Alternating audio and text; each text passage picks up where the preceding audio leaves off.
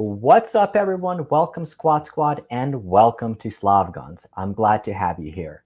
As the channel is growing, I found that we're attracting a lot of new gun owners into the fold, and that makes me very proud. Even though I don't discuss politics on the channel, I believe the best way to ensure gun rights for the future is to bring in more new gun owners into the fold. Whether it's tactical, cowboy action, shotguns, or precision shooting, it's all fun, and they will all improve your ability to defend yourself and your family. On this channel, we have focused on new modern firearms and precision shooting. As we're starting our second year, I wanted to provide more value, and I'm adding a new series where we will talk to engineers and executives from various companies throughout the shooting industry. And because so many of you have found a love for precision shooting, many of you have questions regarding optics, and that is why I have invited Josh Lazenby, aka Mr. Bond, the operations manager for Styrka Optics, to come chat with us and answer many of your questions. So, welcome, Josh. Hey, it's great to be here. Thanks for having me. So for those who are not familiar, tell us about yourself, what you do for Styrka, and who is Styrka? Besides the obvious answer, which is the awesome people giving away some scopes. Yeah. Besides that, so my name's Josh Lazenby. I'm the operations manager at Styrka. I've been in the optics industry for about 20 years now. I started in a couple of different organizations, and now I'm here. Basically, Styrka is a brand that started about, we're on our sixth year now, and we're a spin out. We're a sister company of Celestron. So if anybody knows the Celestron brand, very well known for telescopes, for optics in general, and they've always wanted to be into, do the hunting segment, to do a lot of different things in the shooting and hunting world. And unfortunately, under the Celestron brand, we didn't feel that would resonate as well. So we decided to spin out a new brand, which overall made it harder to launch because everybody sees us as a new brand. But as we talk more about what our pedigree is, they understand that we're a company that's been around for 60 plus years, at least in our sister company's side of it. Cool. So I guess over the last couple of months, we had a lot of questions come in on optics, and I've made a whole list of them, and I wanted to discuss some of them. I guess the most important question is, in your mind, what's the best scope out there right now, and why should somebody buy it? Okay, let's not go into that. I guess one of the more common questions for a lot of people when they're going into the gun store, they're going to be looking at, okay, there's so many scopes out there, and not even talking about the different brands, but just different scope types, and they all look the same. Yeah. What are some of the things that people should be looking for, and how should we get the funnel from there to a couple of the scopes that they should be looking for? Should it be price, or should it be objective, or what do you see? Yeah, I mean, the first thing you want to do is kind of think about, what are you using your optic for? So that should narrow it down pretty quick. If you're just going to the range and plinking, it'll be a completely different option than it is if you're looking to get into precision shooting, or if you're going to be general hunting. Are you doing long range hunting? Are you out west? Are you in the East Coast? Are you mainly in wooded areas? Are you shooting out on the prairie? Are you shooting across fields? All of that will start to narrow your selection very quickly. And then from there, it's a choice of, like you said, they're all black tubes at the end of the day. What makes them different? Price points, different things like that. Obviously, we're always going to say spend. In optics, it's in general, you get what you pay for. So the more that you spend, in general, the better optic, the better quality you're going to be getting. So when you look to spend money on an optic, I always say, basically try to spend once. Don't try to buy things 3 or 4 times. There's a lot of people out there, and I mean, we all have budgets. We all have to live within those budgets, obviously. But if you can save for a month and be able to buy something that's a little bit more, you're going to be a lot happier in the end than having something you bought for, say, $100, and then you're like, well, geez, I really wanted that $300 scope, and then you go and you buy that $300 scope, and you're like, geez, I wish I really had that $600 scope, and it's going to be this progression of, you're just going to keep spending. You're going to end up spending $1,000 and have 3 different optics, or you can just spend $500 at once and been in a happy place. Yeah. So I mean, there's one saying that I've been hearing like ever since I started shooting 12 years ago. I guess it was more than that. Besides the buy once, cry once, is you should spend as much on the scope as you do for the gun. Yeah. But does that translate to, for let's say, a $400 Ruger American rifle to, let's say, a Ruger precision rifle for $1,500 or a GA precision gun for $4,000? Yeah, I mean, overall, I would say you should spend more on your optics than you do on your gun. As at least as much as, and that's the general rule, right? A lot of people say spend as much as you did on your gun. At the end of the day, your gun's only as good as your optic, and your optic's only as good as your gun. So I see a lot of guys out there, and it's unfortunate. They have a beautiful, $1,000 rifle, and they put a $200 optic on it. That's not bad if that's what their budget is. Some people have to, that's the natural way that things happen sometimes. But in theory, you're not giving that gun at $1,000 is going to be able to do a lot more than what a $200 optic is probably going to be able to do for that gun. So here's a question that a couple of people have asked me over the years, and I really don't know the answer to that, because I mean, I can justify it both ways. And the question is, let's say, for instance, you have 3 or 4 guns, and they're both precision type guns. Should somebody, let's say, for example, if you have a budget of $2,000, should somebody get 4 $500 scopes, or should we just get, like, let's say, 2 $1,000 scopes or 1 $2,000 scopes and then just transfer it back and forth? That's a tough one. Obviously, it's going to depend on how serious you are about your hobby, I guess, is really the way to look at it. If it's something that that you can swap from gun to gun to gun, I'd say buy one and swap it between guns, or maybe even do the route of buy 2 $1,000 scopes and switch those out. If you're going to have 4 really high-end guns, I don't know if a $500 optic is going to do it justice at the end of the day if you're really looking to do really precision shooting. I mean, things are changing all the time. I mean, there's a lot of stuff that's a lot better now at that $500 price point, and even below that, there was a lot, even say 10 years ago. Okay. So, technology overall is starting to trickle down, like in everything else, right? Plasma TVs or LED TVs, they used to be $3,000-$4,000. Now you can pick them up for $200. And optics, it's that way to an extent now.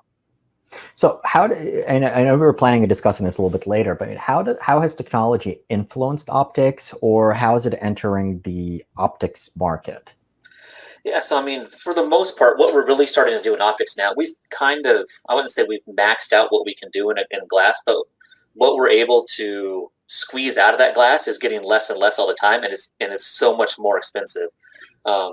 So say, for example, your $2,000 binoculars or $2,000 rifle scopes versus your $1,000, $500 rifle scope binocular. When you jump from, say, $250 to $500, you're probably getting double your money.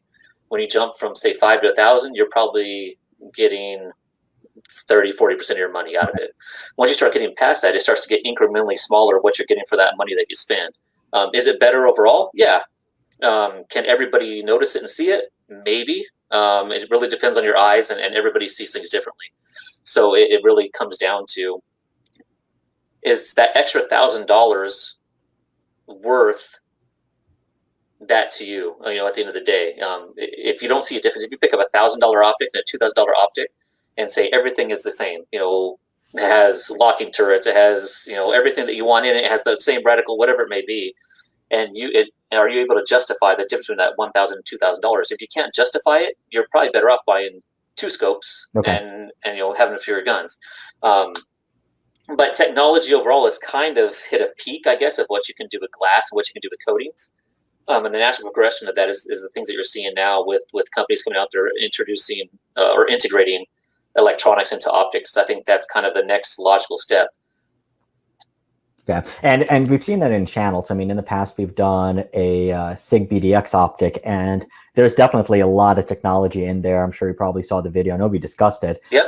And then kind of like in between, we have a lot of the BDC reticles that you're combining with things like the Styrka BDC app, and you're getting the most out of it. But there's definitely a lot of like tech features like that. But even at the same price range, looking at that particular scope, there wasn't that much difference versus anything else. And I wouldn't say that the optical quality was any better, but the technology was there. So it did make a difference. So let's take a step back. So let's say, for example, somebody's looking for their scopes, and let's say I would say your typical price point, let's say $300 to $400 for an optic.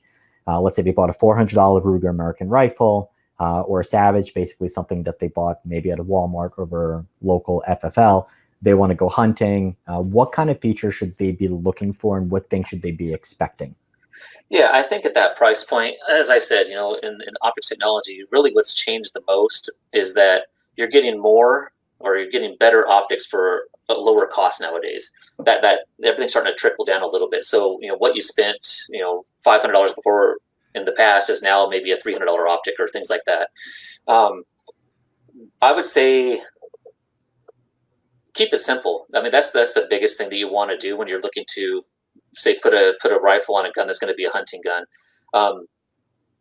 Things happen out in the field, and again, we're going to say, I'm kind of generalizing a lot on this, in all these topics, but everybody's situation is going to be different, and you got to take your situation into perspective. But at the end of the day, you don't want things that are going to be changing on you in the field.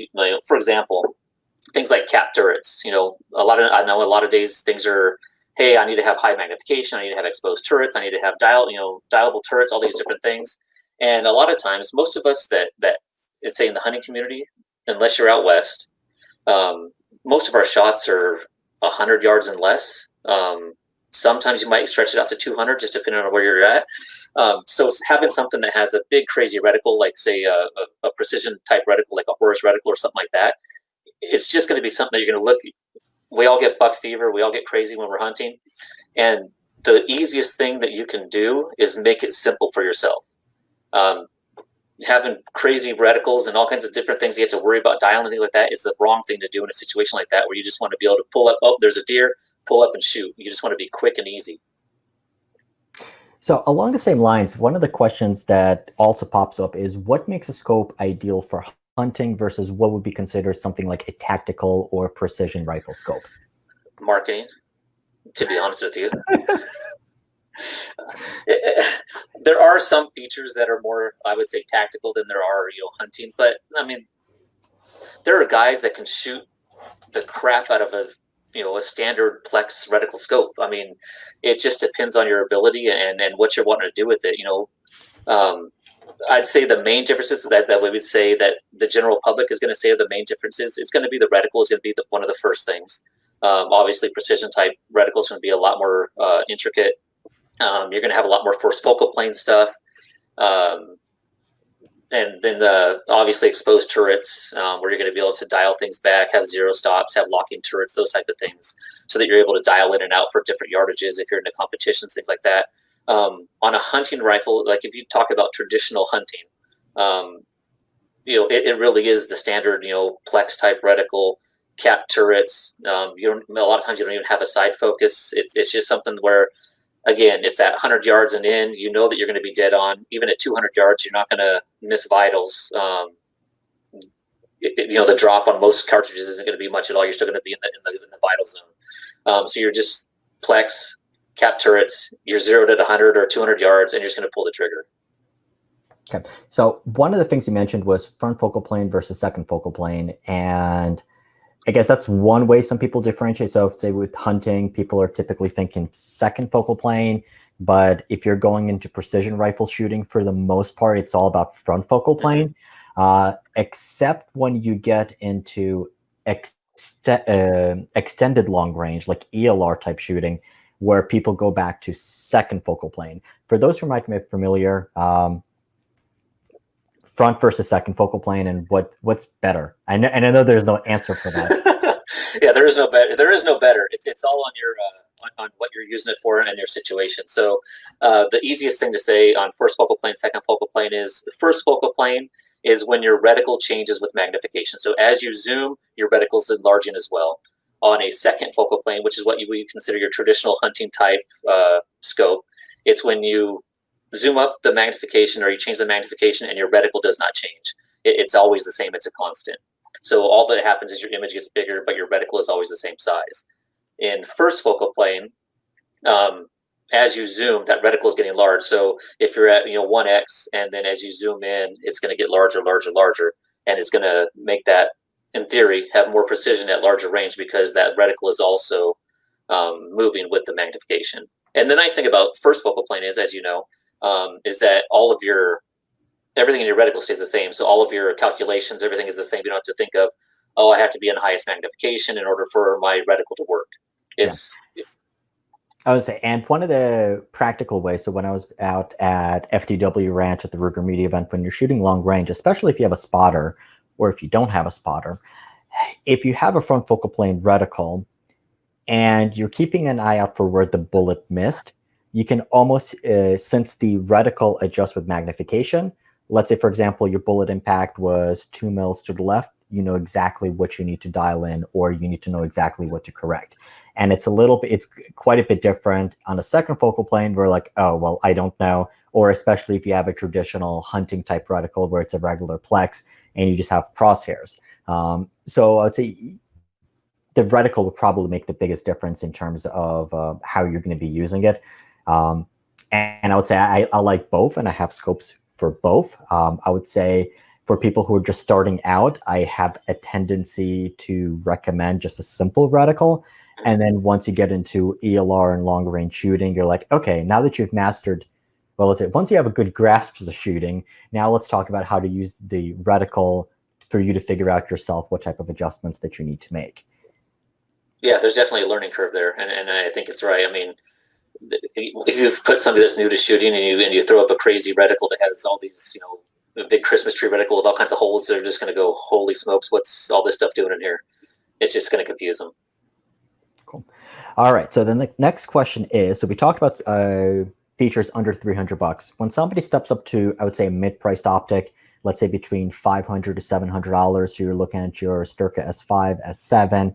On the hunting side, then we have the new hotness, which is some of the Vortex Strike Eagle, which is at the top of that range. Mm-hmm. What are you looking for at that price point, and what should be spot on? And I guess what's core, and then what's nice to have at that point? Yeah, I mean, price point's kind of relative in optics. It can get a little muddy, right? Because as I said, price points are starting to come down. So there's a lot of stuff. There's a lot of crossover that there didn't used to be so much. There's a lot more defined line not that long ago where there was some stuff where you're like, okay, at $300 you're only gonna get this, and as you move up, but that's starting to creep down. As an example, you know, there's a lot of first focal plane stuff that's coming into that, even 5, 4. I've seen some stuff coming down to 3, which just was unheard of even 5, 10 years ago. I mean, everything, the first focal plane was your $1,000 plus stuff, you know, your US optics, those types of things. But with all that being said, as you get up into that $500-800 range, I think what you really start to see, you see a lot more. A lot of it comes to do with the internals as well. Your glass quality, and I know we're going to talk about that. Your glass quality is going to improve. Your internal components are going to be better. You're going to start to see things like, you know, more features as far as exposed turrets, locking turrets, or a combination of having both. You're going to see a lot more precision in the click value, things like that. You know, so you'll get down to sometimes instead of quarter MO, you get to 1/8 MOA or 0.1 mil, or, you know, it'll start to get more fine and more precise as you move up into those higher price points. And also tube size. You'll start to see a lot more 30 mil, some 34 mil starting to creep down to that price point as well.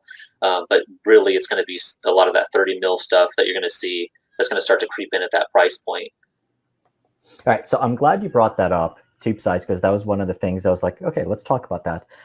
So when you're looking even at your lineup, you have your S3s, which are typically 1-inch tubes. Then you move up to the S5s and the S7s that go up to 30.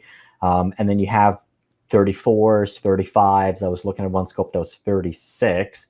How does that relate to the what does it get you? And then guess what does it get you practically? Really what it is a lot of times it's internal adjustment. So having a larger tube allows you to have more adjustment range. So you really start to see larger tube sizes again when we start talking about first focal plane. We start talking about more precision type shooting where you need more adjustment, you need more ability to move up and down a lot more than what you would have the standard, you know, 30 1-inch tube for hunting. And in a hunting scenario, you know, a lot of times those larger tube sizes, all they're going to do is add weight, and that's one thing that a lot of people don't want to add. So you don't want to hunk. I mean, it's a big piece of metal when you start getting a 34 millimeter tube. I mean, I'm sure you've seen some of these guys. I mean, they're just monsters. They're beasts. Taking it out to the range and shooting long distance, that's fun. You know, you're taking it out to a spot you're driving up pretty close. But if you're going to be humping it in the woods, 3-4 miles, it's not going to be something you want to put on your gun in most situations. Okay, so one of the things you typically hear is a scope that has a bigger tube. Obviously, it might have a little bit more internal elevation adjustment, but it's also going to gather more light. But then the question is, so is that true? And then what matters more, the size of the front objective or the actual tube size? It's a combination of both. So your internals, right? There's cases where 30 mil tubes use the same internals as 1-inch tubes. So you're not really gathering that much more. And a lot of times, mathematically, there is more light coming through. Is it perceivable? Yes, in some cases, not always. And in the 34 millimeter, obviously, your internals are much bigger as well. So you have a larger, for lack of a better term, you have a larger funnel that's allowing that light to come through all those glass elements to your eye. On, let's say, a 1-inch or a 30 millimeter, just all things being the same, say you have a 3 to 9 by 40 with a 1-inch versus a 3 to 9 by 40 with a 3 to 9 by 50, for example. Mm-hmm. That 50 millimeter obviously is going to gather more light, and gathering more light is what's going to allow you to pick up differences. Say, it really comes down to low light situations. On a bright sunny day, everything is the same. You can have a 32 millimeter, a 1 to 6 by 24. Everything's going to be bright and shiny. In a hunting situation, or even say in a precision shooting situation where the sun is in a weird spot or the sun's starting to go down. And that's where those larger objectives, those larger internals do start to come into play, as it allows more light to come through, and you're able to still pick out things that you can't pick out with smaller objective lens sizes. Okay. And one marketing, it's not a marketing term, but like you do see it in a lot of marketing material. And I think Nikon was huge on this before they exited the business, which was the amount of light transmission. So let's throw that wrench into it.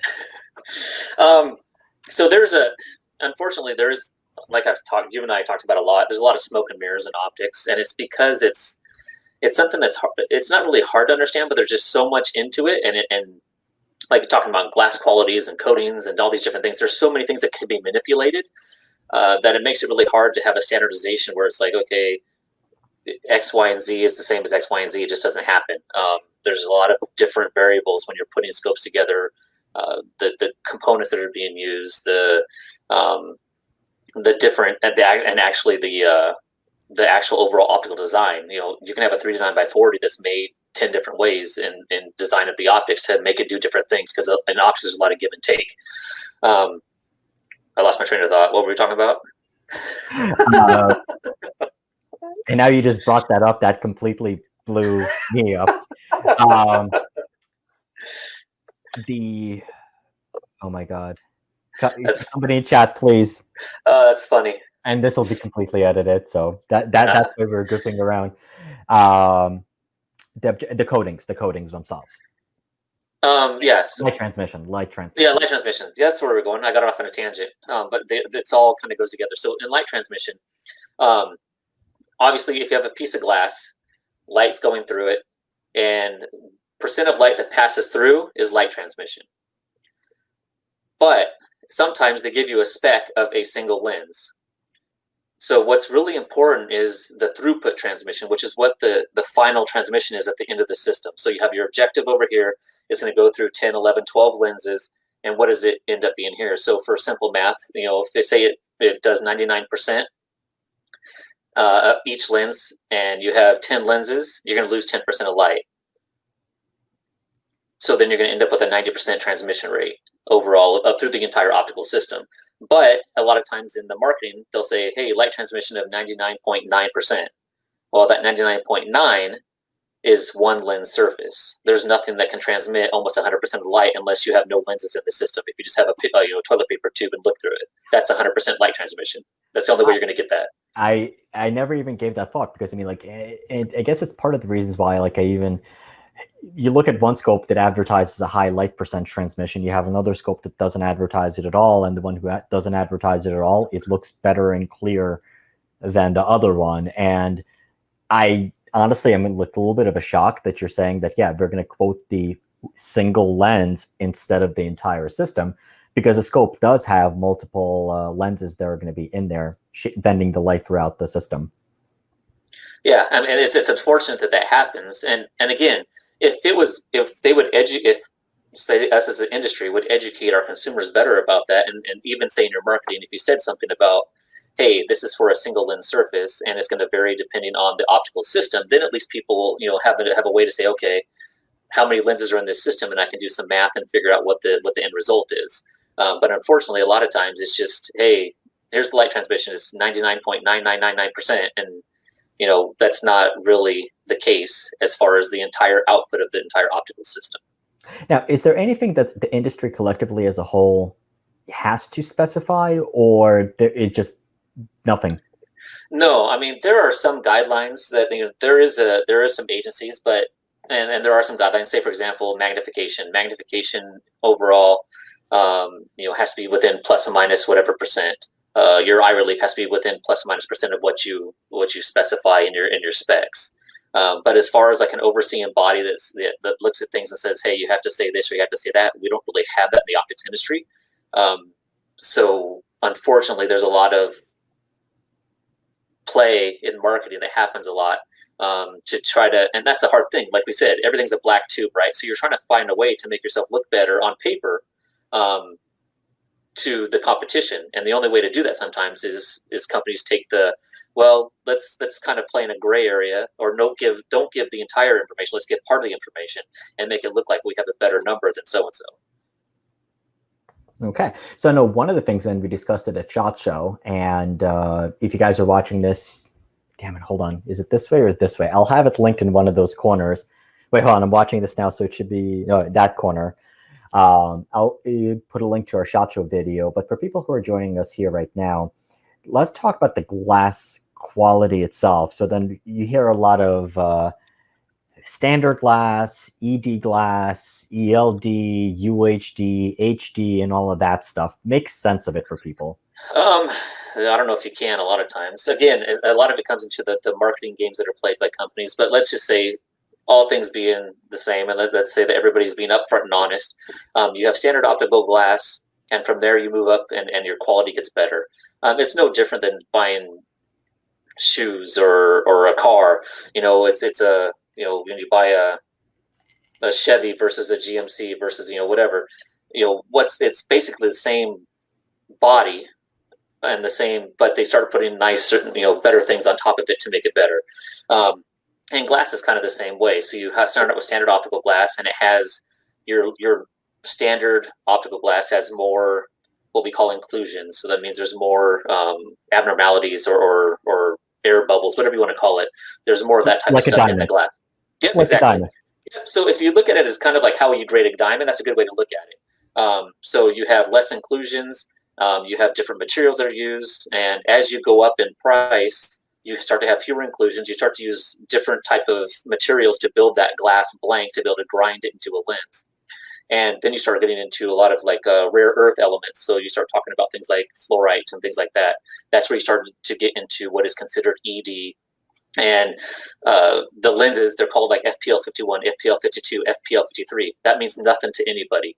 So the easiest way for us to as an industry to tell people about that is to say, okay, this is ED glass. And then obviously you want to be different than the other guys. So then you start using things like XD, or you start using terms like UHD, like the other things you said. So it's different names for the same thing. Now, unfortunately, what's happened recently is there's kind of a middle ground, right? So you have standard optical glass here. You have your rare earth elements here, which is your true ED. And you kind of have this middle area where it's really good. It's really good optical glass. It's on the cusp of kind of ED, but it's not truly ED. And that's where you start to get fuzzy, and that's where people start to play games, unfortunately.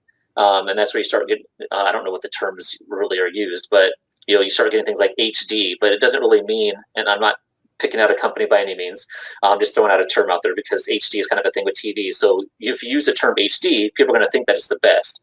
Well, in reality, it's better than standard optical glass, but it might not actually truly be a true ED element. In some cases it is, and in a lot of cases it is, but in some cases it isn't. It's a way for people to distinguish the middle ground between standard optical glass and the really high-end stuff. And it's in the middle grade of glass, which is still very good, but there's no way to say, in theory, it's really standard optical glass, but it's good standard optical glass, and how do you market that? And I guess there's no standards basically set for that. Exactly, and that's why there's a lot of fuzzy gray area in that. Now, as far as glass, I was talking to one of the Loophole engineers. We were starting to have a discussion on that, and he was basically bringing up, so glass, as far as I understand, there's going to be 3 or 4 main places where most of it is made, and Yep. that's going to be Japan, China, Germany, and the US. Yep. Okay. Majority of your consumer optical glass is coming out of SHOT, Ohara, or CDGM. Those are the 3 main big ones that everybody buys from. And then there are some places in the U.S. that do sell glass as well, but they're not on the scale of those big 3. Now, in your opinion, I mean, does it make a difference where the glass actually comes from? It doesn't, because that's pretty highly regulated, and so to meet a standard, it has there's specifications that you have to hit to say that this is a grade of X, Y, or Z. It's pretty interchangeable. As you get to the higher grades of glass, there are some differences in some of the different companies. So when you start talking about really high end stuff, there can be a difference where we say, okay, we're going to specify an Ohara, XYZ glass for this component, or it'll be a SHOT, whatever it is, and that's where you get your differentiating. For your standard everyday glass, it really kind of has become a commodity where it could be, okay, someone's 5 cents cheaper over here, we got to buy a ton of it, so we're going to buy it over here instead of over here. Okay. And along the same line, so basically let's bring coatings into it. So obviously it's not just the glass, then there's coatings, and you have multi-coated, fully multi-coated. Dispel those myths, or I guess educate us on that. Yes, I mean, most everything that we buy nowadays in the price points that we're talking about is going to be fully multi-coated. And that means that every glass to air surface is coated multiple times. So your objective lens on the outside, the backside of your objective lens, all your lenses inside, all of them that touch air are all coated multiple times. Sometimes there's 9 coatings, sometimes there's 14 coatings. It just depends on the makeup of the coating, and everybody kind of has their own formula. Down from that, so you'll see things that'll say it's a coated optic. We're talking blister pack Walmart type stuff. When we start talking about that, typically, and basically it means that somewhere in the optic system there's a lens that has a coating on it. It could be 1, it could be 4, but it's usually just a single coating of some type. When you have multi-coated optics, that means that there is some lens somewhere that's coated multiple times, but that doesn't mean that the rest of them are coated multiple times. It could just mean that they're coated once, but that's why it's called multi-coated. It's really what you want to see is fully multi-coated, because that means that every single air to glass surface is coated multiple times. That's going to give you the better transmission. It's going to give you better overall image quality and everything else that you really want in an optic. But like I said, at our price points, you're not going to usually run into that. Okay. So, I mean, you're almost making me a little bit depressed. As we were talking on here, it's like at first I was like a little depressed, and I felt really good because I finally was able to get a haircut here in Pennsylvania. Had to drive 30 minutes to a different county, which is open, and I felt great. And now you're telling me about how marketers lie, and I'm feeling down again. You shouldn't feel down. That's just the way the world works, it seems, anymore. Everybody plays that game. So how would somebody know? I mean, so with glass, you can basically assume it's either ED glass or it's not, or it's somewhere in between. But on the coating side, is there like some coatings that are better than others, or should that be something that scope buyers look for? It's so hard because if you asked us, or you asked Loophole, or you asked Vortex, hey, what's your coating? And they'll say, hey, we use mag fluoride, we use this, we use this, we use this, and it's going to mean nothing to anybody. Yeah. I mean, it really means nothing. At the end of the day, if it's fully multi-coated, that means that you're typically, if you're buying from a reputable brand, you're going to be getting good optical quality out of that. Now, there are tweaks that are made. Say, for example, they'll say that a lot of Japanese companies they would say they run cool, or European optics run warm, so they more have a yellow cast to them, or they have a blue cast like Japanese optics did. That has to do with the tweak in the coating. So a lot of times, that's a personal preference. Do you like that warm cast? Do you like that cool cast? Do you like something in between? And that's really where it would really only come into play that I can think of. If you're saying, should I buy brand A or B, and you're like, well, they're both fully multi-coated. Is there a difference? It's going to come down to what you see when you look through them. And I guess ultimately, it's like at that price point, if you're going to spend $500, $600, $700, $800, you ought to look through the scope and see whether you like it or not. Yeah, definitely. I mean, like I tell people, people call our office, and we're not a brand, and I'm not a person to try to sell people on. Hey, you have to buy mine because it's the best thing since sliced bread. Because I rather tell somebody the truth about optics and tell them about how things work and how the things are. And I say, you have to put it up to you have to put it up to your face, you have to put it up to your eyes, you have to see what you'd see. Because if you covered up brand names and you had somebody, you had a line of stuff that everybody just all they had to do was look through a hole and look through glass, probably 90% of people would pick something different than what they have on their guns or what they carry on their binoculars. It really comes down to personal preference. I mean, having brand loyalty is great. We love it. Everybody loves that. But at the end of the day, you really have to look through it and see if it's something that suits you, because everybody's eyes perceive things differently. You can't say that, you can't say that, like, talking about those casts of coatings. Some people would hate that cool cast and they'll never buy a coating that looks like that. Others might like the worm cast and they'll buy that every single time because it feels right to their eyes and their eyes perceive it better than a cool cast. So one of the things you're basically talking about it, and I'm thinking camera world. And so you have Canon, Nikon, Sony, Pentax, and all three have their own color imaging system. And for the longest time, I hated the Sony. I was a Pentaxian. I loved all my Pentax glass because to me it looked the most natural. Canon was a little too warmish, and Nikon was a little too bluish. Same thing with Sony, and then they switched. But even that, you can correct that. But when it comes to lens coatings, there's really nothing, as far as I know, that you can do to correct the color skew, is there? No, there's nothing. Once it's coated, I mean, the image through that optic is what it's going to be. I mean, there's nothing you can do to change that. I mean, I guess technically you could put a filter on the front of your scope if you wanted to, but you're not. You're not going to do that. So interesting. Very, very, very interesting. Okay, so I guess the next question, also one again that we started talking about at SHOT Show. I guess when I started, and I'm staring right next to the camera, I have a older Leupold VX3. Actually, I think it's the Leupold Rifleman. I have a Nikon Monarch. One is made in the Philippines. The other one was made in the United States. But you had a lot of scopes that are kind of like China, Philippines, Japan. And I guess there's some Europeans, but then depending on just kind of like a BMW and a Mercedes, it's like they're cool, but until you start having issues. Does that still apply in today's world? Because you're seeing more and more scopes at higher price points going to China. And I guess, are people still saying, okay, Japan makes the best scopes, or how does that work? I mean, like, talk to us about that. I mean, like everything else, everything's kind of become a global economy, right? So at the end of the day, the final place that you do your manufacturing is what you have to stamp on the bottom of that scope or that optic. So you could have every single one of your parts come out of Japan, but if you assemble in China, it has to say made in China. And there are Japanese factories within China. There's, Japanese factories within the Philippines. There's, German facilities in China and all these other things. So what's stamped on the bottom a lot of times can be a little deceptive, I guess, because if you just have the stigma that made in Japan or made in Philippines or made in China, of course we want stuff made in the U.S., but unfortunately we don't have the infrastructure in the United States to really build to the price points that people want to buy. Obviously, you can do it. I mean, Leupold does it. Obviously, they've done it for a lot of years, and they have the expertise and the ability to do it.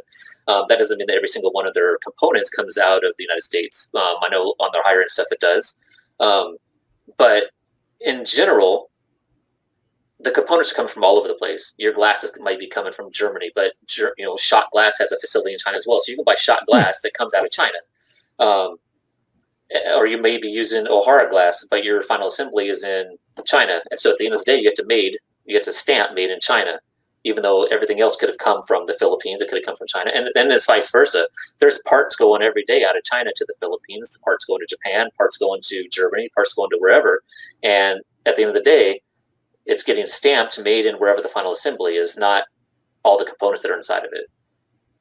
So it's you brought up the Leupold example. I know even on the Mark V HD, the glass, the scope is assembled in the United States. It's marked made in the US, but the glass doesn't, there's a 30% probability it comes from the US because they source for glass from, as far as I'm told, either China, Japan, or the US, and it all gets mixed in there. But as long as it holds up to that quality standard, it still marked the US, even though there are global components in there. Yeah, I mean, and there is a percentage, right? I think to be able to be called made in the USA, there's a percentage that it has to be within. So as long as you stay within that threshold, you can still say made in the USA, even though maybe a few of your components are coming outside of the USA. Now, for companies, I mean, we're seeing a lot of scopes and almost 2 scopes from 2 different companies that look almost identical. I guess, is that something that people are going to start seeing more of?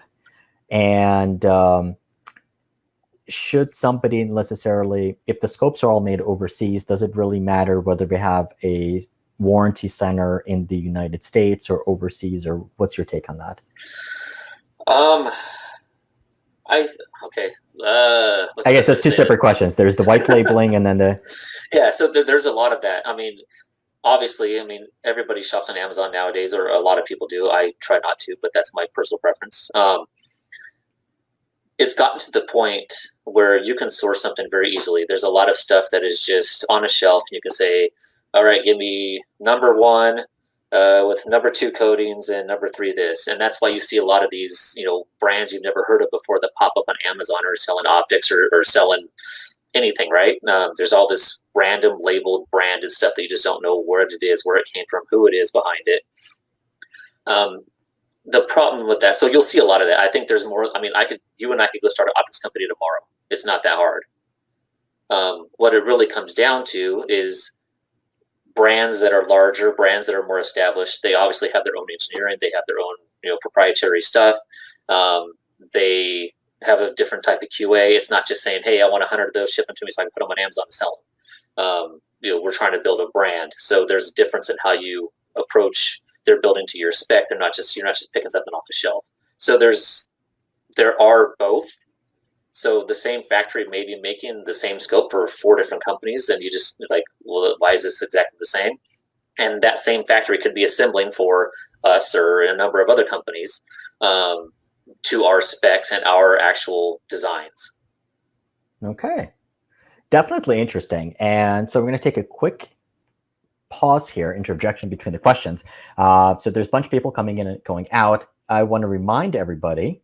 So Josh, thank you again for giving us the scope for the Styrka S3 giveaway. And we're going to be announcing the winner on that shortly.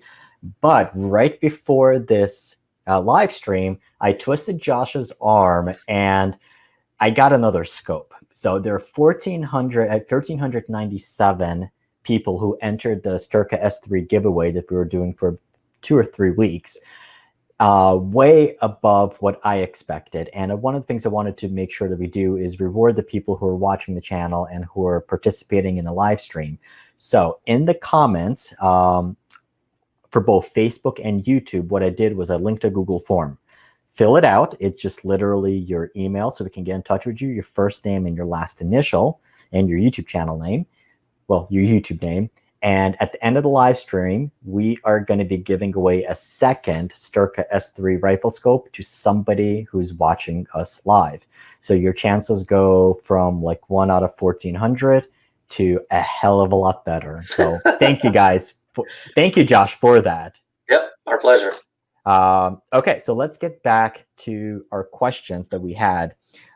Definitely a little bit eye-opening. It kind of makes me think. I mean, the biggest takeaway for me is I know, and let's say as a conservative, I mean, like, well, screw China and all that, but I've learned that I can compare a scope made in the Philippines with one made in China, and a lot of the Chinese ones are like terrific scopes. And well, you're not going to mention it, but I will. So Vortex came out with the Strike Eagle, which is now made in China. And so we have a friend, Alex, Affordable Optics, and he just did a review on that scope. And by all means, it looks like it's a really, really good scope, but it's assembled in China. And for me, the takeaway was, you know what, the takeaway is that there are established brands from Germany or from Japan who are opening up facilities in China and putting the components together under spec. And I guess really boils down to is I was talking to somebody about China and they're like, look, if you go to China, if you want cheap, you'll get cheap. If you want quality, you're going to get quality. Yeah, I mean, it has come to that. I mean, Japan was the same way, in the 80s, right? Everybody was down on, hey, we shouldn't buy things out of Japan. They're coming in, they're buying up all the companies in the U.S. Kind of the same things happening in China now. Not saying that, again, being a conservative, I'm not the biggest fan of China at all times, but unfortunately, with the global economy, the way that things are, it is what it is. And unless consumers want to pay 2-3 times for everything, which they're not going to want to do, it's going to keep continuing to be that way, unfortunately. But with that being said, like you said, there are factories and there are companies that are going over to these other places, and they are having. I mean, there are employees from company ABC that basically lives in that factory, and all they do all day is make sure that their stuff is being made to their spec and that their QA is being done correctly, so that they don't get a cheap product. Okay. So let's transition to the rifle. Since we're talking about rifle scopes, let's transition to the Styrka scopes, and in particular, talk about the QC that goes into making sure that the scopes are produced to your specifications. Yeah, so what we do is we have somebody that is our staff that's overseas in the facilities, different facilities, and as things come off the line, we check every single thing that comes off the line, and it has to be checked to our specifications. We write up, hey, you got to check X, Y, Z. It all has to hit that spec, so it gets checked there. From there, it gets shipped to another facility, and it's checked a second time before it even gets put on a ship to come to us.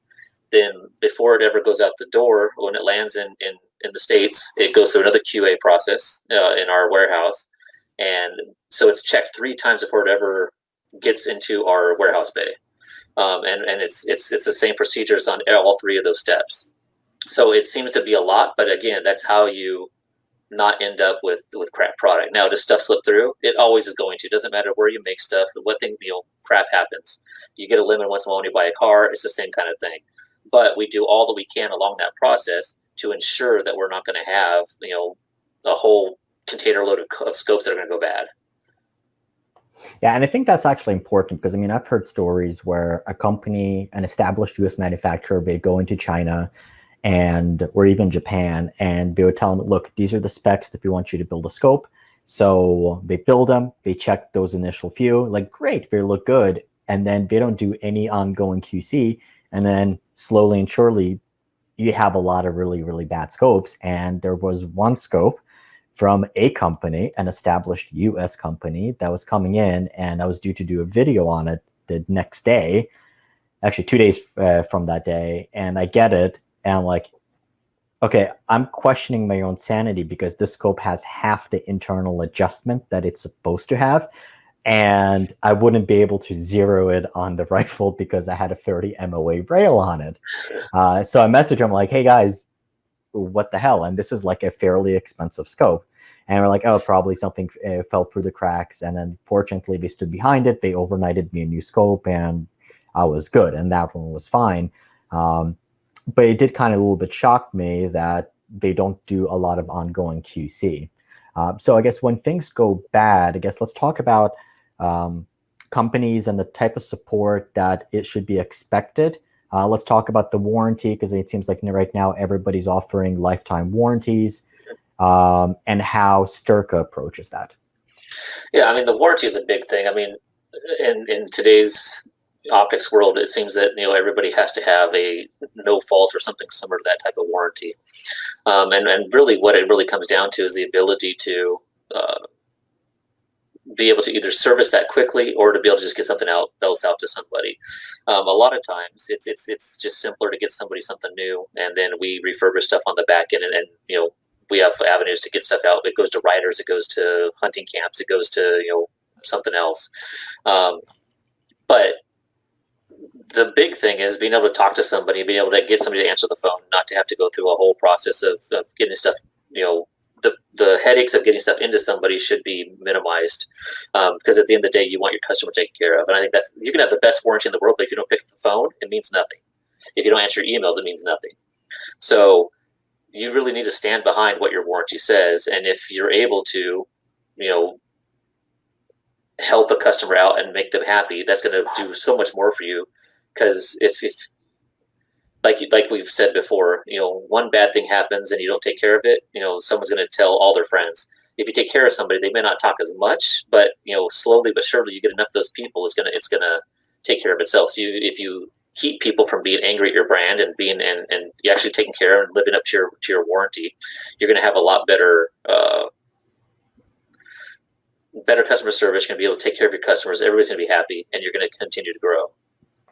And I guess, so I'm going to mention that, but there's a company recently that starts with the letter V and ends with an X. But I mean, if you look at the stats for their market share 5 years ago versus today, I mean, at least in the precision rifle world, about half of the shooters have their scopes. Mm-hmm.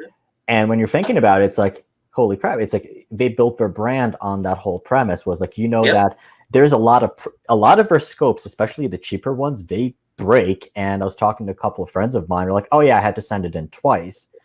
But everyone says, but hey, they replaced it quickly. Yeah. And I mean, again, at the end of the day,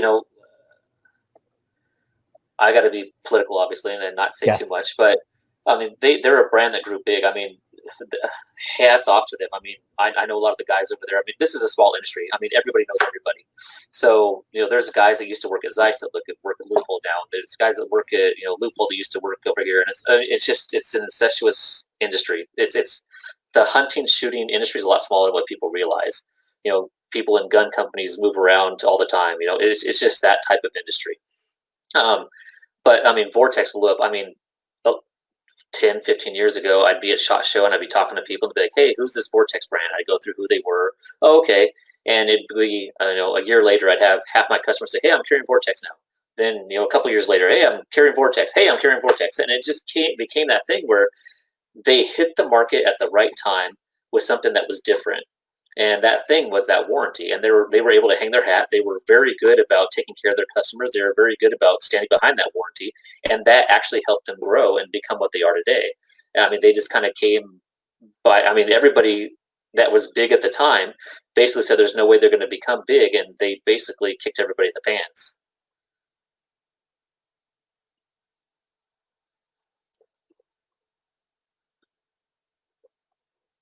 Hey, Max, can't hear you. So, I didn't have I was grabbing something off the floor, so I turned to that. I turned off my mic. Once again, I have a fancy switch panel right here, so I was able to do that. And it backfires on me. No, so what I mentioned is, like, you're absolutely right about Vortex, and like they grew because they provide a good product. And I mean, I think gun owners generally expect something to go wrong with something at some point. And it's as long as it's not the fact that the issue happened, it's how you recover from it. And the fact that they had, people are happy with that. Yeah, exactly. I mean, we're putting a piece of glass on something that it just beats the crap out of things. I mean, it's amazing that they last as long as they do, to be honest. I mean, the fact that we can kind of have scopes last as long as they do is just phenomenal. The kind of based on the kind of abuse that they actually go through when they're put on a gun. That is very, very, very true. All right, so we have some really good questions that are going to be coming in. We are going to answer those. Let's pivot. There are some questions that people are asking about different types. Let's go from rifle scopes to more all-around AR or even pistol scopes. People have a question between, okay, a red dot, a hollow sight, or prismatic scope. Okay. What's the difference? Who should be looking at it? My understanding, basically, depending on what vision issues you have, you should be considering one type or another. And I guess talk about, like, there's a big price difference between some of them. Yeah, I mean, the easiest way to talk about this is we'll try to generalize as much as we can. A red dot, obviously, you have your reflex style, you have your tube style.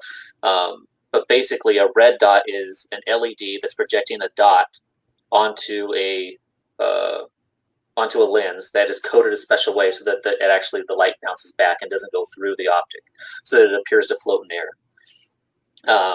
A holographic sight is actually, it's not an LED. It is actually a laser. and that laser is projecting an image out into space. So it's actually going through the glass out into space. So it's actually in front of you. It's not being projected backwards like a red dot is. And then a prism scope, I guess I was thinking about this today about the best way to say it. So you have rifle scopes, they're big. You look through stuff, you see them. Binoculars are the same way. How do you make a binocular a monocular? A monocular is basically a rifle scope, but how do you make that smaller? You put a prism inside of it. So a prism scope is basically a way to make a rifle. I'm dumbing this down a lot, but it's basically taking a rifle scope, putting a prism in it to make it small. So it still does the same thing that a rifle scope does, up to a certain magnification, but it's made smaller by using a prism. That is actually a really good explanation. I mean, that really, because I mean, you do think about, so I have a couple of prismatic sights, and I do think of them, I mean, because you have the reticle in there that's etched, like you do think of them as a scope, but yeah, that's the difference. You have a prism rather than a bunch of lenses in there.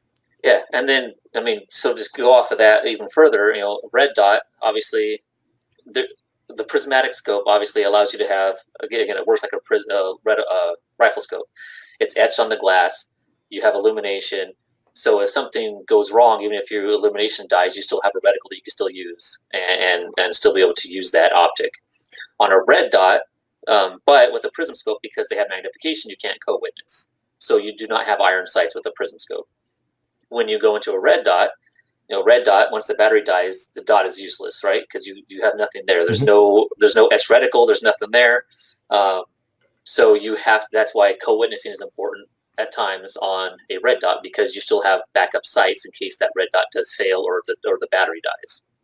A holographic is basically along the lines of a red dot, where if the battery dies, you're kind of hosed. They tend to be bigger, but again, there's no magnification, so you can co-witness. So that's the other side of a. So red dot, holographic, you can co-witness. Prismatic scope, you can't, because of the magnification, and you're not going to be able to pick up the image. Okay. You asked about vision. A lot of times you get people, and they say, "Hey, I try every red dot from $50 up to $500, and everything looks terrible. It's either looks like a comma, it's all starburst, you know, whatever it is." And it's usually because somebody has an astigmatism. And if you have an astigmatism, you typically cannot use a red dot. At least if you want a nice, pretty circle, you're just not going to get it.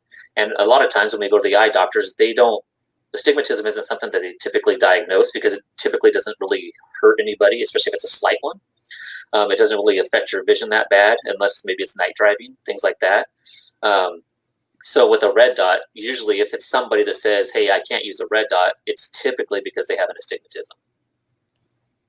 Okay, and so that was my understanding as well. So I mean, I don't have astigmatism. I'm like -1, so I can't really see far. So I haven't had issues. But my understanding goes, I have a lot of friends who have astigmatism, and like prismatic scopes, we're good with. Regular rifle scopes, we're good with. Yep, exactly. Some hollow sights, some hollow sights are okay, but you give them red dots, and most of them don't work. And like, there's a couple, I guess, that work a little bit better than others. Yeah. And the other thing, again, you know, the difference again between like a red dot and like a holographic. With a holographic, again, because it's a laser projecting an image, you can do a lot more with the reticle. You know, it can be a little more intricate, so you can have holdovers. You can have things that it could be more like a prism scope than a red dot. So it kind of falls between the two, I guess, in a way. Not really, but in a way, because you can have a more advanced reticle than you can with just a dot in air. Okay. So I think we just answered one of our Facebook viewers' questions. Was wondering why I had issues with a red dot, and I bet you astigmatism or eye issues. Yeah, nice. Yeah, I mean, that's 99% of the time that's what it is. I mean, there are some things where it may not be always that, but most of the time, if you talk to somebody and they say, "Hey, you know, it looks like, you know, it doesn't look like a dot. It looks like, you know, this looks like a comma, or it's all over the place. There's a lot of like light coming off the edges." It's typically because of astigmatism. Yeah, and I would say so. There are some prismatic sights that are 1x, or I guess basically at that point you're looking. I mean, there's scopes that are now being popular, low magnification scopes, and even guys who have like they'll run like a 2x scope. They'll use both eyes through that, and that could be an option. But yeah, generally, if you have eye issues, stick with the prismatic sight or stick with basically a 1x rifle scope. if you have the space to run it. Okay, so we answered, yep. I noticed a flare coming off of the dot. Yep, typical astigmatism, yep. Okay, so that basically answered the questions that I had here. Once again, guys, so there's like more people now, like stragglers that are joining now, an hour into our conversations. So once again, both on Facebook and on YouTube, there is a link to a Google form. Go fill it out because on this live stream, we are going to be giving away a second Styrka S3 rifle scope to one of you guys. And like I said, your odds are a lot better. A lot better. Okay, so I guess with that, people are having questions about what Styrka offers. So let's talk about our giveaway option, which is the Styrka S3, and then progress to the, I guess I have them right here. I have an S5 and an S7. There we go. So the S5, we're going to be running on a Ruger 10. We're going to be running in a Ruger 1022 build, which I haven't announced yet.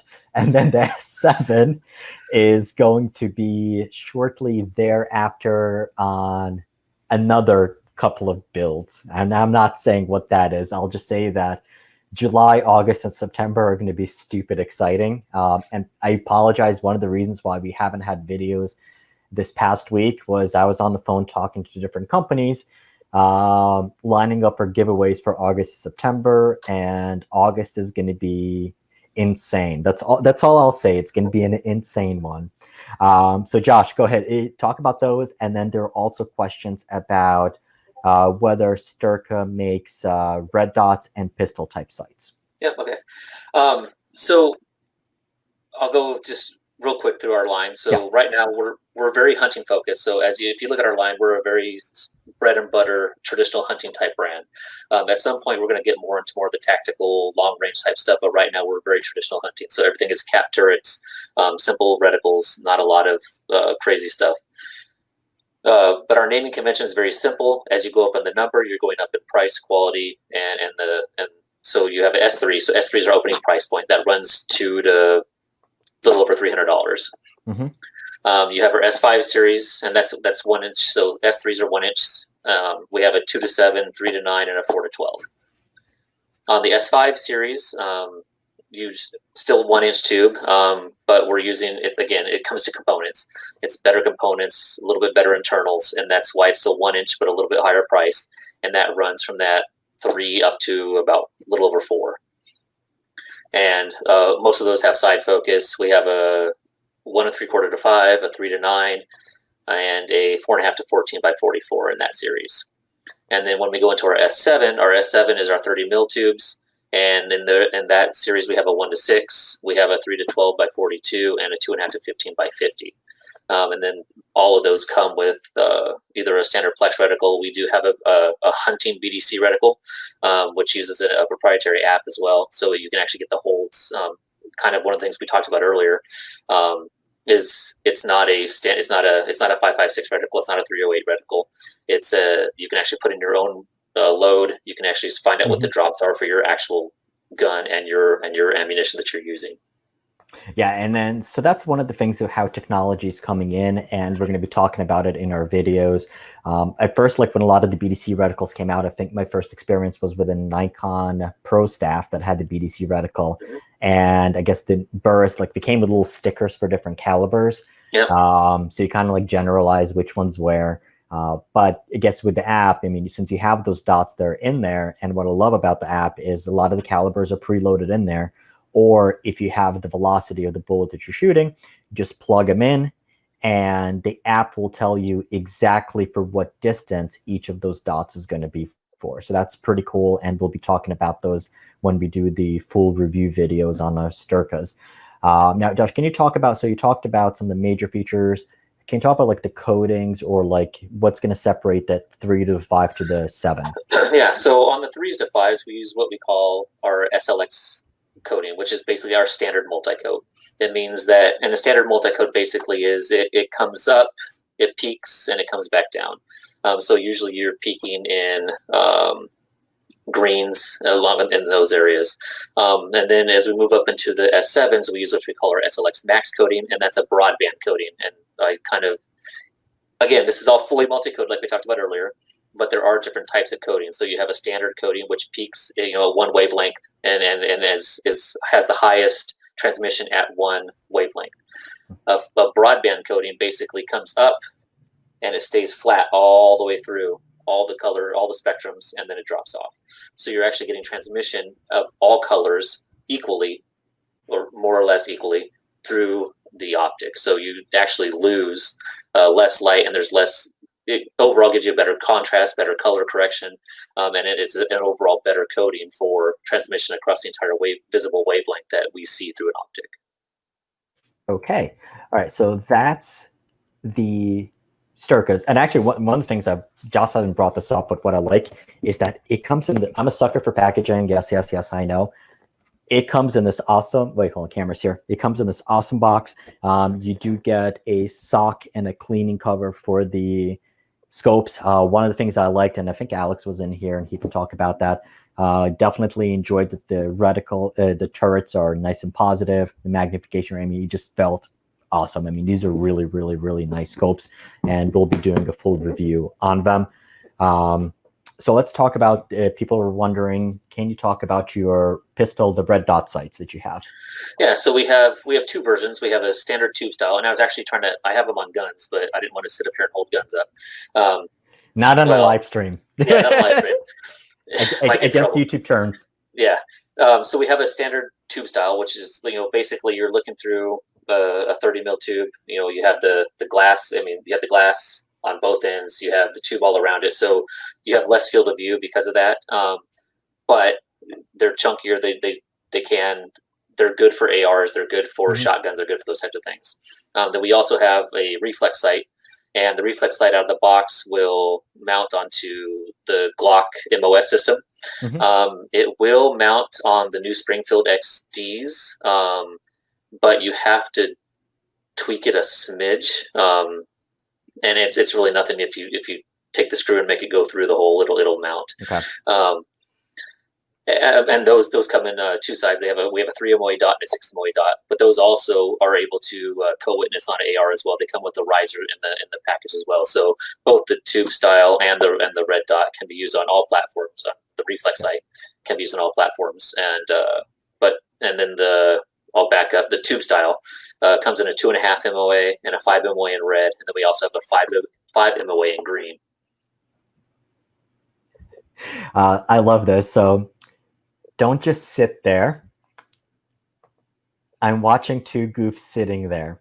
So when we started, one of the reasons why when we go live, both on YouTube and Facebook, it takes them about 3 to 5 minutes to actually send out the notifications that the live stream is starting. So that's why we were doing that. So once again, thank you for joining. All right. So one of the questions we had earlier, once again from Jay, we had, okay, whether you should buy one scope for your entire budget or multiple scopes at half the price. And he made a very thoughtful comment, which is you cannot change out. Each mount will be set different. Yeah, that's correct. Go ahead. No, that's correct. I mean, obviously that there is something that obviously we're thinking in generalities of how you spend your money, but that's obviously with different guns, you should be set up differently, should be mounted differently. So I mean, in some situations, that's not going to work, obviously.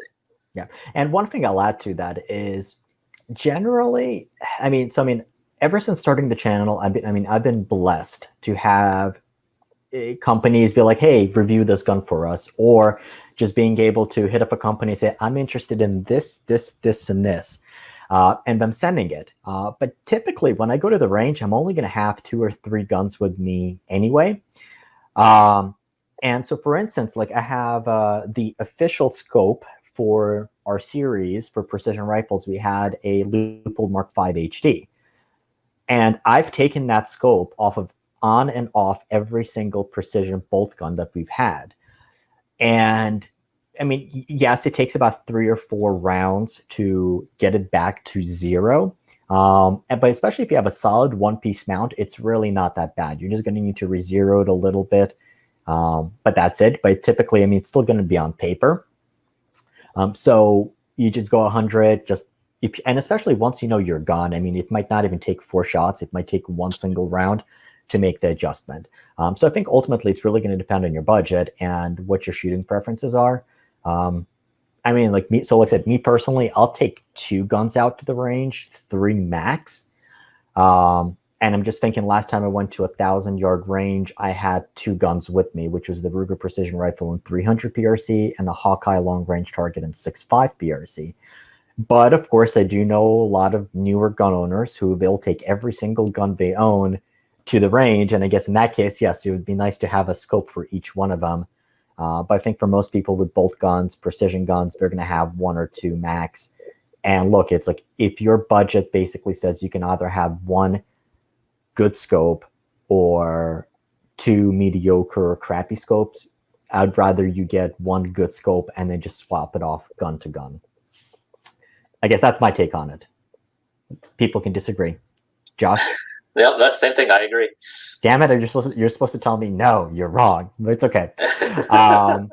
So once again, Jay basically also made a comment, never put a scope on a 45-70. Hip shot is about 150 yards. Okay, so this is actually a really good question that I missed. When you buy a scope, why do they not tell you how to really use it to zero in?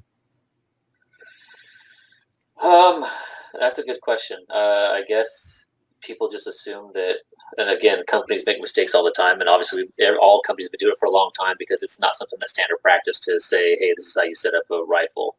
Nowadays, with the advent of YouTube and different things like that, I mean, there's a million different videos on it, so I think it's just something that most companies are so far in the weeds that that's one of the things that just gets overlooked of how do you set this up on a gun. It just gets overlooked. I mean, that's the easiest way to answer that. Not that it's right or wrong, but that's, I think, just what happens. Okay. And I guess I was thinking, I think it also depends on the case use because, so I guess, yeah, your typical person, I mean, I think the standard advice is zero your gun at 100 yards. I have a friend of mine who basically swears by 50 and 200 because for 223, that's typically what it's going to be. But one gun for a particular mission, we were set with it. I was looking at doing a 300-yard zero because that would be the only way we get enough internal adjustment to go out past a mile before we start having to do holdovers. And the problem was with that one particular scope, we would be running out of the holdover dots. So I think that also plays into it. But, you know, you're absolutely right. I do think the industry should kind of go back or at least tell people where to find the resources for how to do it. Yeah, I agree.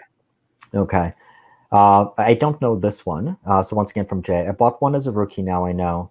I was 15 and now 61. What about electric scopes? I don't know what that is. Only thing I could think of would be like the Eliminator. It's the only thing I'm thinking of that would work, or like something like a BDX system. I'm not 100% sure. Jay, if you're still in the chat, just leave a comment. We're going to get right to it. Bazzer from YouTube, this is pretty interesting. Thanks for the stream. Well, you're quite welcome. Greg, who has been following for quite a while, thank you for being a subscriber. As long as the company is in China marked as PRR, the specifications and the company qualifies and guarantees the quality, I'm all good with that, as it would be cheaper. Okay. Yeah, that's kind of it in a nutshell. There you go. Greg, you should start an optics company. We would all be buying it. Okay, Rupan, who's a fellow content creator. Is knockoffs a fear with China lurking in the market, especially if your scopes have lots of parts manufactured in China? Obviously, there is some of that. I mean, if anybody knows, you know, Loophole puts those, what are those marks that they put on them now? There's like a QR code basically on the side of their scopes. And it's because they have had issues with knockoffs. I think that's always going to be a problem. There's always been problems with knockoffs in the past. So it is something that people worry about.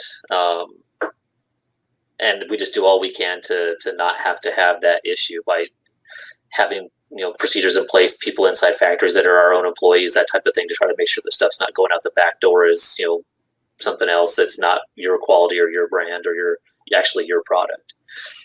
The problem you have is when it's done by somebody else that you don't know that they exist, and things just start showing up at different places. And that's what was happening to Loophole at one point in time, where people were getting scopes and they'd go in for warranty repair, and and the Loophole folks be like, "This isn't our scope. Where did you get this?" And like, "Well, we got it from," and it was like actual real, a dealer or somebody on Amazon that was selling it, and they didn't know that it was a bad scope. They thought it was actually a real product, and so they were selling counterfeit products and not knowing it. So it can be a problem. It's not as bad in our industry, but it does happen from time to time. Yeah. Well, I would say that there's a fellow content creator friend of ours who at first started his channel reviewing some of those fake scopes. And I guess it's interesting that they're varying quality as well. I mean, there's some that are quite good. There's some quite bad. I guess, what's your take on that? I mean, does a knockoff, I mean, obviously morally it's reprehensible and morally it's wrong, but are there good knockoffs and bad knockoffs? And I guess kind of like, how can people tell the difference? You really can't. I mean, it would have to be something really blatantly obvious where it was a scope that you don't manufacture. They're making a 5 to 25 by 50, and we don't manufacture that scope. It'd be that type of thing that would really, if it was something that had your same look. A lot of times you can tell by things like packaging and things like that. I mean, the really good ones do it all really well, and the ones that are kind of do it half-hearted, you can tell. You can find things in the literature that just don't look right. You can find the box doesn't seem right. There's small things like that you can kind of pick up on at times. And I guess even like at that point, I mean, so I mean, there is the fear of something made in China, and I mean, Magpul had big issues with it, where literally they sent molds to China, and then basically those molds there were reused to make knockoffs.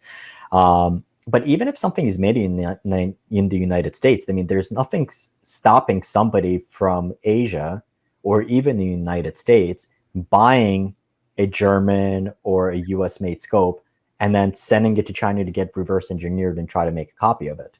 Yeah, I mean, that kind of stuff happens all the time in all industries. I mean, it happens in any industry you can think of. That kind of stuff happens. Yeah, and I guess at SHOT Show, so if you guys have a chance to go to SHOT Show, you'll basically see it. I don't have my phone here, but you'll have a lot of like Asians, and it's not basically being stereotyped, that's just what it is. They're walking around taking close-up pictures of all the products from every angle for a lot of those purposes. Yeah, and a lot of times those guys are engineers from other companies that are just looking at, hey, what's different, what's new, and a lot of times, sometimes it could be counterfeiters, and most of the time, you can tell. A lot of times it's just guys that are engineers that are like, geeks about stuff and just trying to figure out, hey, how do they do this? How do they do that? So you get a lot of that at SHOT Show as well. So I guess, honestly, it just seems like, look, in a globalized market, no matter where it's made, there's always going to be knockoffs, and it's just going to happen. I guess really the question is, if it's made in that factory, it's possible it might get ripped off a little bit faster, but it's always going to be a concern. And then just literally, look, if you have a $2,000 scope that is being sold for $300 or $500, probably it's a fake. Yeah. All right. So when we're talking about Vortex, I've never been a fan of Vortex. That's totally cool. There's lots of people in that same boat, and maybe somebody here is happy about that. Does Styrka offer like an Eotech and magnifiers option? Not at this time. I mean, really, holographics are kind of a unique thing. There's a few companies that make them now, but there are, and don't quote me on this because I'm not the engineer side of this, but I believe that there are some patents and stuff involved with that to a certain degree. So that's a lot of the reason why you see some companies. There's not every company in the world having holographic sites. It's probably more than likely because of patent issues. Okay. All right. So then there are a couple of comments about astigmatism, and one question is, any prism optics? Astigmatism sucks. Yeah, not right now, unfortunately. We have a whole list of things that we want to get to at some point, but as everything, it takes time. Okay. All right. Richard basically missed signing up for the giveaway before the form is closed down. So the form that I linked, it should be open for the next 2 minutes or so, and then we're going to draw the winner from there. Richard, let me know to make sure that you had the opportunity to do that. When we looked at sweet looking optic, when we show that. All right. So this is actually a really good comment. I found if I skimp on my optics, I pay for it by them breaking. Yeah, I mean there is some of that to a degree. Obviously, to get to a certain price point, there's things that have to give in order to hit that price point, and a lot of times that is internal components, and obviously it's glass quality as well. But the next logical thing that's going to happen is your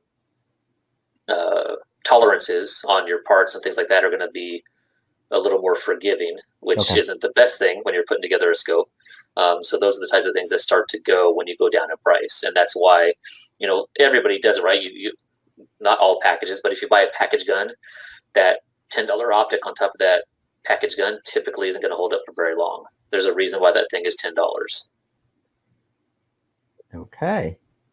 All right. So hold on. I need to get back in the tab. All right. So we have that. Was the electronic scope means like the tracked toric?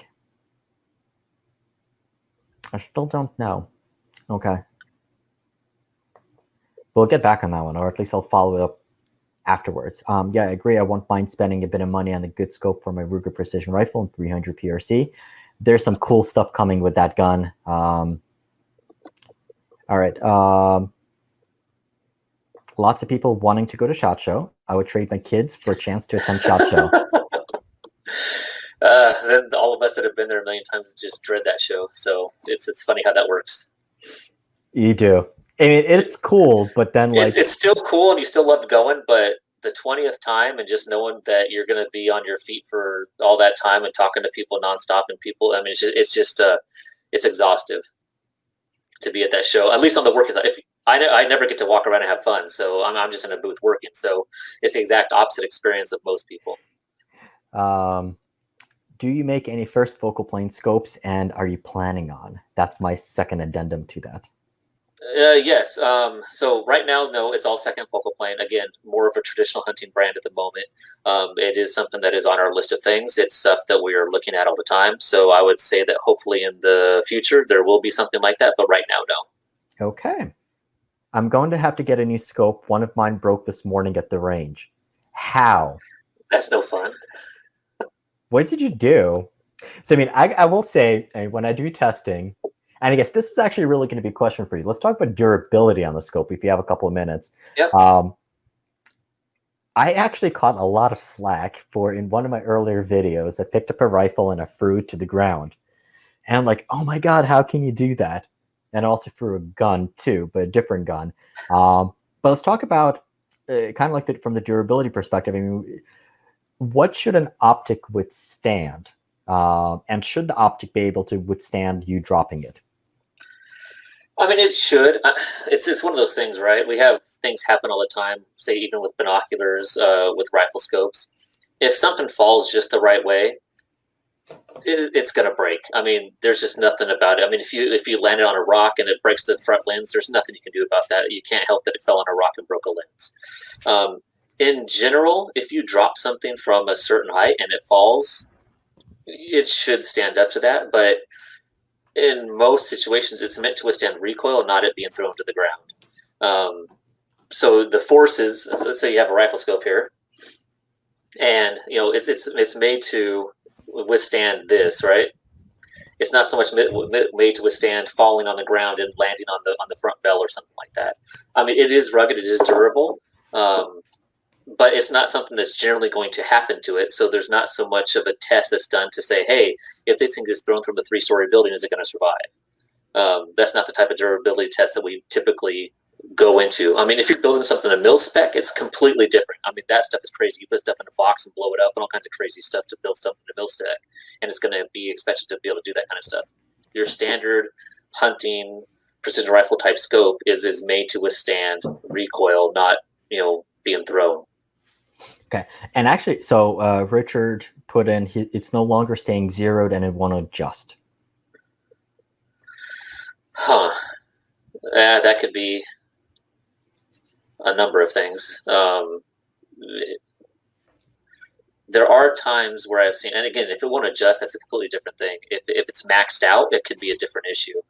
There are times when a scope, there could be something else loose. This is a protocol we kind of always go through. We always try not to make people offended, but a lot of times all it takes is taking off the scope, taking off your rings and bases, putting everything back together, and it fixes the problem. Because something loose in the system, because it's not always just the scope. Sometimes it's the base, sometimes it's the ring, sometimes it's there's so many moving parts, and 9 times out of 10 it's either the gun or the scope that gets blamed. Typically it's the scope that gets blamed first. Good story if you have a couple seconds for a story. Yeah. I had a customer that sent in a scope, said it wouldn't hold zero. I put it on all of our diagnostic equipment, checked it all out, couldn't find anything wrong with it. I said, hey, I didn't find anything wrong with it. I'm happy to send you a new scope. Let me know what you want to do. The guy happened to have an engineering background, so he said, hey, I go through this kind of stuff all the time. He goes, send it back to me and I'll just do some more tests and we'll see what happens. He was convinced it was the scope. We sent it back to him. He put it all back together, had the same problem. And he's like, okay, this doesn't make sense. Okay, it's got to be the scope. He ended up disassembling his rifle, and there is a burr on, I think it was where the stock was meeting the barrel. There was a piece of small wood that was touching the barrel and making it off. So it was actually it was causing flyers, and it had nothing. Once he took that burr down, the gun shot perfectly. It was not the scope. So it's just one of those things where it's hard to diagnose a lot of times what the actual problem is, because there's so many things that can go wrong when you have a scope that has a lot of moving parts, you have a gun that has a lot of moving parts, you have rings and bases and torques and all these other things that go into it. I mean, a small burr on a ring can throw a scope off, and it has nothing to do with the scope. It's the ring being out of having a burr on it. So you know what hit me is you basically mentioned, hey, we couldn't find anything wrong with the scope, but here we're going to offer to send you a new one. That's just cool. Yeah, I mean that's the way you have to approach it, right? I mean, if I said, hey, we find nothing wrong with it, I'm going to be kind of on PC here. I say, hey, you're an idiot, and we're just screw you. That's not the way you're going to win over customers. That's not the way you're going to stay in business. I would rather take the time and say, hey, I can't find anything wrong. We put it through all of our diagnostics. I'm sorry, but we don't see anything wrong with it. I'm not saying that it's you, but we couldn't find anything wrong. I'm happy to let's take that scope out of the equation. Let's send you something different, and let's see if we can rectify it some other way. Yeah. And then at least that gives the customer, in my mind, when I do that for a customer, it gives them peace of mind saying, okay, I think it's the scope. They don't think it's the scope, but at least we took that out of the equation. Now they're sending me something new that I can start with. So now when they put it back on their rifle, you're going to hope that they don't think it's the scope the second time. If the same problem persists. So I would think that basically that could be an issue that let's say it is the shooter or it is the gun. You're going to get another perfectly good scope, but then we're like, well, see, look, they send me a second one and it's still junk too. Yeah, I mean, you would hope that you wouldn't think that the same thing would happen. Of course, there are people that have that luck. A lot of times I'm that person. I know that things like that do happen, but the odds are it's not gonna, and most people are gonna realize that, okay, the odds of this being another bad scope with the exact same problem are slim to none. Yeah. So actually, one of the things I love about live streaming is we can have these conversations, not just between me and Josh, but between you guys as well. And once again, we're live on both Facebook and YouTube. And this is the first time we're going live on Facebook. The turrets aren't working correctly, only engaging some of the time. Okay.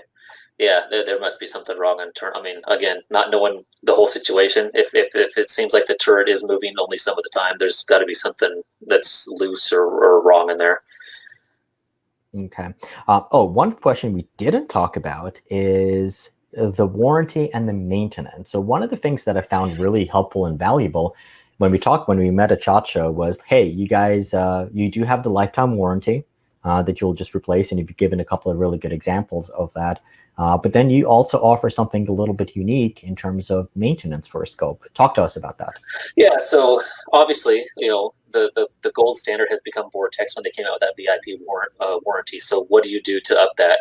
The only thing that we could figure out when we were going to spin off the brand is to say, hey, let's offer people the chance to send it in once a year, and we'll just clean it and take care of it and take a look at it and make sure everything's working, functioning properly. So that's the way that we have a we have a no fault warranty plus the ability to send it in once a year just to clean it, just because you want to send it in and have us take a look at it. Obviously, 90% of the optics that come back are binoculars. Binoculars, I mean, they're easy. They're not mounted to anything. You don't want to. A lot of people, I'm the same way. I don't like to take stuff off of my rifle a lot of times. If it's something that I know, like this is my deer rifle, it's always been my deer rifle. It has this gun, and it's this gun and this scope, and it's just going to stay that way forever. And as long as it shoots fine every single year, there's no reason for me to take it off. But like I said, the majority of things that we do get some people that will send them in once in a while. We do get the oddball rifle scope, but majority of the time it's binoculars because they're easy to send in. It's something that's always out in the elements. It's always, getting rained on. It's getting tracked through the mud during hunting season. And I mean, they just take a beating. Things like eye cups, they're small moving parts. Those things go bad. We replace eye cups, those types of things. So it is a service that we offer for any of our products, red dots, rifle scopes, binoculars, doesn't matter what it is, spotted scopes. But majority of the stuff that comes in just for tune-up and the cleaning, just to check it out, is 99% binoculars. Very cool. All right, so that is that. Think we covered all the questions. Yeah, one thing on that though. Yes. When we talk about maintenance, the one thing that people can do to help themselves is to keep your optics clean. We get stuff that's just atrocious that comes back to our office, and and they say, "Hey, it doesn't look the same as when I bought it. It's caked with mud. The lenses have all kinds of fingerprints and smudges on them." And it's like, man, you got to take care of your optics. You got to clean those things. I mean, the best thing you can do for yourself to keep your optics running and being optimal is to clean your glass. I mean, it's especially on a rifle scope. You're at the range. There's gunpowder. You're shooting, right? Where's that? Where are those gases going? They're going around your scope. They're getting on your glass. They're getting on those things. So after you get done, if you're going to clean your gun, why wouldn't you take the extra step and at least clean your glass? How would somebody clean it? What's the best way? Do you need anything specialized or? Not really. I mean, the best thing to do is obviously you want to get grit off there. You don't want to rub a piece of grit into your lens. That's the worst thing you do. You'll scratch the lens. It'll be done. It wouldn't be done, but it's not going to look pretty. Usually send it into Styrka. Yeah, and if it's a scratched lens, a lot of times it doesn't affect performance. It's just one of those things where it bugs people. But you always want to take. We have blowers at work that we use to blow off dust and large debris.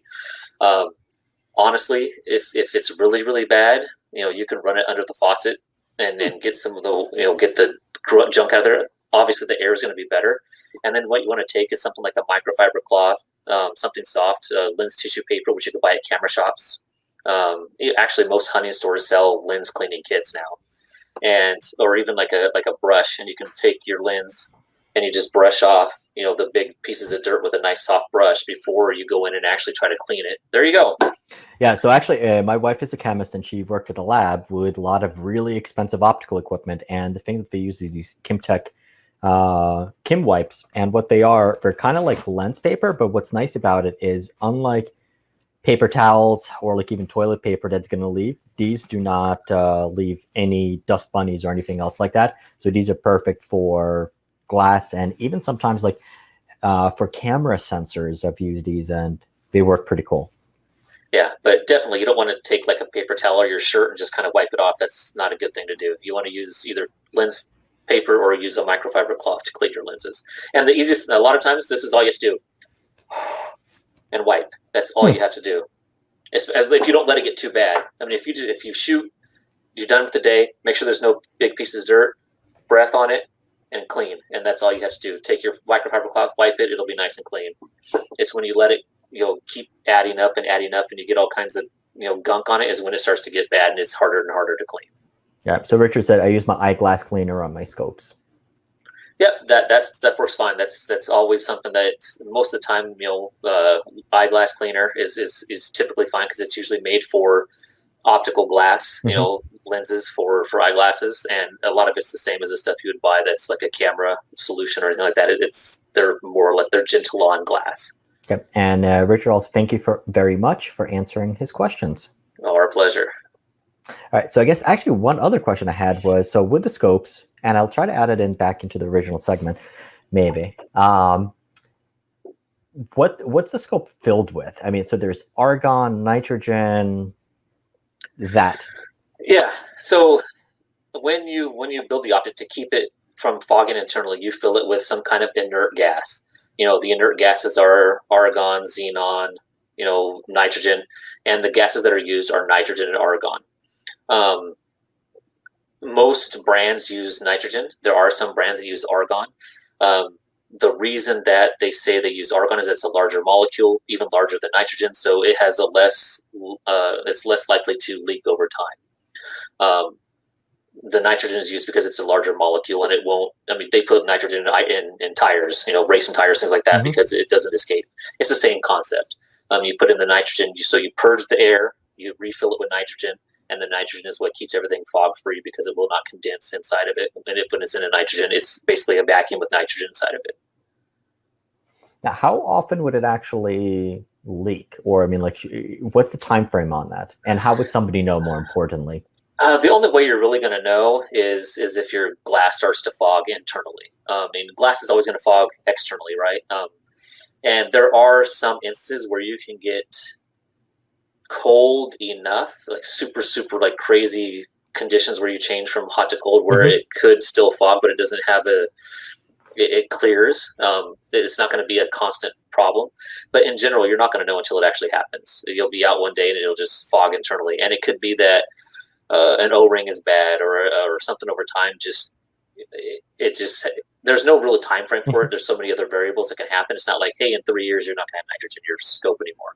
Obviously, that's not the case because there's a lot of scopes and binoculars out there that have been in the field for 10, 15, 20 years that still work fine without any problems. Awesome. That answered that. So, yeah, because it was like, well, is it nitrogen? Is it argon? What's the difference with it? But yeah, you're right. I mean, like, they charge you extra for nitrogen in your tires. Yeah, and it's just all it is. It just has to be an inert gas, and the two that are used are nitrogen and argon. Okay. All right. So I think we answered all the questions. If you have any last questions, just pop them in the chat right there. Otherwise, I've held you hostage for almost 2 hours. That's all right. Held you twice as long, and we gave away twice as many scopes as we planned on giving away. But I think both of them are going to be going away to a good home. Obviously, Josh, thank you again for coming on. We've been communicating. So we did the SHOT Show video, and then we've been in communication since then. Then I'm like, hey, Josh, can I get one scope to review? And before I even got that, I'm like, hey, Josh, I have this other project. Can I get another? And I'm like, hey, Josh, can I do a giveaway of one of your scopes? And that's been really, really, really awesome. And I love my Styrka hat. And once again, if I didn't get a haircut, I would have been wearing it right now. It's a really comfortable hat. But I mean, you've been a wealth of knowledge. You've been a joy to have on the show. Thank you again for supporting the channel. It definitely means a lot. And I definitely look forward to working with the S7 and the S5, and we'll see those soon. And I'm sure we'll have more stuff from SHOT Show and in between. Any parting thoughts? No, I just, again, it was great to be on the show with you. I had a great time. Like I said, I just love talking about this stuff and then trying to educate people, because it's not one of those things that's easy to research, right? If you start just researching optics, there's just so much stuff out there that it can be overwhelming if you just try to, again, they're all black tubes. They're all, everything looks the same, but they're all the similar specs. I mean, there's really nothing again, it comes down to what feels good to you. I mean, that's the biggest thing you can take away is go somewhere, try stuff, and see what fits your face. If it's a binocular, what fits your eye better, what fits your gun the best. I mean, there's so many variables that you can't just say, hey, my buddy has this, so I'm going to get it too, because it may be the exact opposite of what you need for your situation and what you're trying to do. So the best thing you can do is think about what you're going to be using it for. Yeah. From there, what's your budget? And then from there, go out and try some stuff and figure out if that's really going to be the best fit for what you want it to do. And if your eyesight and everything else, all the other parameters, all the features, everything is exactly what you want, and if it's going to be the right fit for you. Awesome. And I guess the last comment is great stream, man. Learned a lot. So it's awesome seeing that. It's awesome, like Richard Thanks for answering all the questions. And look, guys, as long as you learn something, that's really what it is. Yep. And I'm going to kind of close it up the same way that I opened it. I'm not going to get political on it because, I mean, everyone has differences of opinion, but I think the best way of securing gun rights for the future is to get more people out to the range, get more people to shoot, get more people to pick up a gun. I guess we like 3-gun, we like precision rifle shooting. I mean, that's our passion, but any gun is a good gun, and just take people out to the range, and that's how we'll make sure we can still be here 20, 30 years from now talking about guns and optics. Exactly. Cool. And so if you have any other questions, leave them in the video comments. I'm not sure how the YouTube live stream works, but if you have questions for Josh, leave them there. Josh, how can people find you, and how can people find Styrka? Yep. If you obviously we're on the web, so our website is styrkastrong.com. So STYRKA strong.com, and in there's a contact us tab where you can send us emails, and we'll be happy to answer any questions that you have. Cool. And I guess where can somebody find Styrka optics, Styrka scopes? Yeah, so obviously we're still a smaller company. We're still up and coming, so we're not in a lot of the shops. We're obviously online a lot, so we're Cabela's online. We're on Optics Planet. We're on Sportsman's Warehouse, Sportsman's Guide. So a lot of the online type places is where you can find us. And there are, sprinkled throughout the U.S., there are some mom and pop shops that do carry us. But more than likely, you're going to find more stuff online than you are in your local shop in most cases. But we do have a dealer locator, so you can look and see if there's somebody nearby that you can find our stuff as well. Cool. All right. So, and if you have any questions that we haven't answered, reach out to Josh, reach out to Styrka. I'm sure we'll be happy to talk to you, or leave them in a comment. And then when we get more questions, we'll do this again soon. Yeah, that'd be great. Awesome. So, as always, thank you for watching. Keep on squatting, and I'll see you guys next time.